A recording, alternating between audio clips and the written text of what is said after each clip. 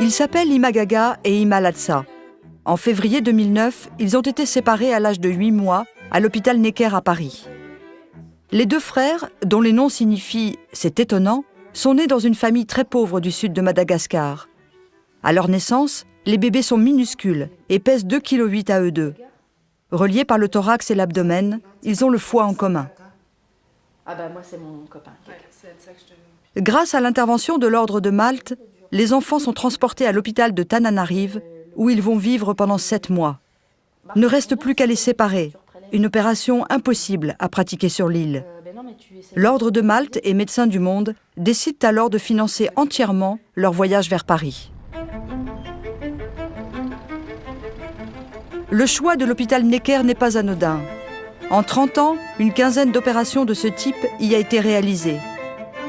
Les équipes ont donc une expérience spécifique dans ce domaine, en particulier le service de chirurgie viscérale infantile, dirigé par le professeur Yann Révillon.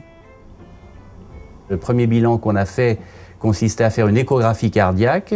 On s'est assuré que les 2 cœurs de ces enfants étaient parfaitement normaux, sans communication importante.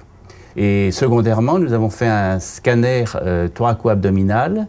Ce scanner nous a permis de préciser que l'organe commun le plus important était le foie, mais que nous avions suffisamment de foie pour chacun des 2 siamois, de façon à ce qu'ils vivent tout à fait normalement.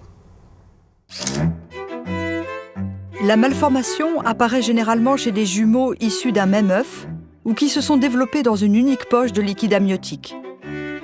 L'existence de siamois est rarissime. Pas plus d'une grossesse sur 100 000 et dans 90% des cas, ce sont des filles. La naissance des 2 frères malgaches est donc particulièrement extraordinaire. 200 séparations de siamois ont été réalisées dans l'histoire de la médecine. Pour les 2 frères, l'intervention va durer 6 heures et mobiliser une vingtaine de personnes, dont 6 chirurgiens et 4 anesthésistes. Nous avons donc commencé par inciser la peau, puis l'organe commun qui était le foie. Nous avons donc séparé le foie et nous savons faire cette chirurgie hépatique que nous faisons très régulièrement dans le cadre de traitement de tumeurs du foie, la transplantation hépatique, etc. Donc nous avons utilisé une technique de routine. Une fois que les 2 parties du foie ont été séparées, nous avons fini d'inciser la peau et les 2 enfants étant séparés, il restait le problème de la fermeture aponévrotique, musculaire et cutanée. Et nous avons été obligés d'utiliser des plaques pour fermer provisoirement la paroi abdominale. Ces plaques en Gore-Tex viennent en fait combler le déficit de peau et compenser le manque de muscles consécutif à la séparation. Elles seront retirées quelques semaines après l'intervention, quand les tissus se seront reconstitués. En attendant, l'opération s'est déroulée sans problème, et d'après l'équipe, seul le développement du thorax, la colonne vertébrale et la paroi abdominale seront à surveiller.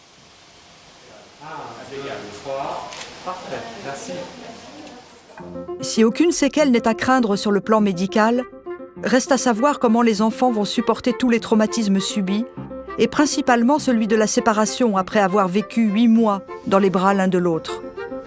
Julia Disnan est psychologue et a suivi les 2 frères pendant toute l'hospitalisation.